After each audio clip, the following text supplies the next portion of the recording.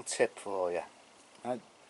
Now, if you're growing tulips, right, the best thing to do, I'm only messing. Now, this, right, you can see it's a plant pot with soil in. Now, if you're getting a new machine or whatever, and you want to test it out, this wind's getting up, sorry about it, if you can hear it.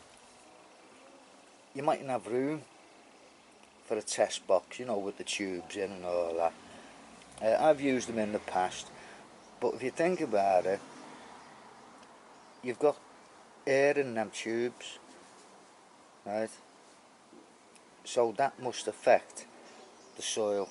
You know, you're going through the soil, and then it's an air pocket, which is the tube, and the coins in it or whatever. Does it give a good reading? Does it give an accurate reading? I don't know. But, as I say, you might live in a flat or something like that. Get some soil, get a couple of pots, don't get one, get two. I'll tell you why in a minute, right? It doesn't have to be a nice white one, any colour will do. Try and get the same size. This is only about 5.5 inches, but that's all you need to test your machine out. 5.5, 6 inch, right? Try and get two the same. And what I do underneath this pot, I'll show you another pot. You don't have to use a pot, by the way. There's another pot. There's a paint tin, old plastic paint tin. All pots seem to have a space on the bottom. They're not dead flat. They've got a little lip on. And this one here, you can see it. It's got a deep, pretty deep. And this one's got a pretty deep space. If you're putting a coin underneath, put some cardboard or foam or something like that, and then put the coin on top, so the coin will be pressed up right against the plastic.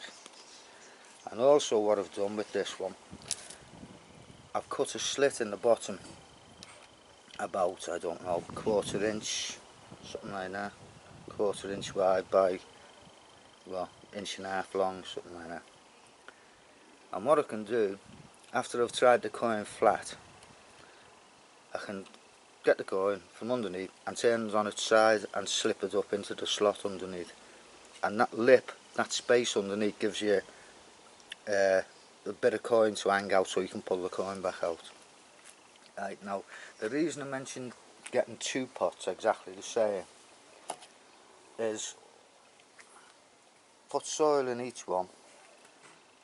Check the soil, obviously, with your pinpointer or your detector. Make sure there's no metal in it. And then you can wet one, right?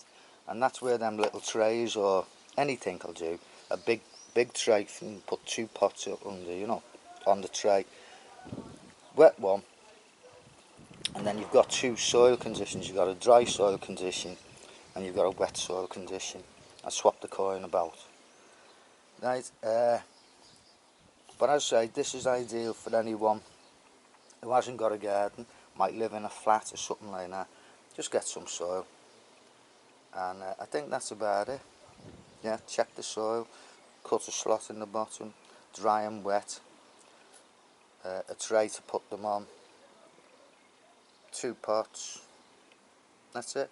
Bit of card or something underneath to lift the coin up right underneath so it's touching the plastic. And that's about it. And what I've done with this, you can see how dry that is. Look. It's like bloody sand, actually.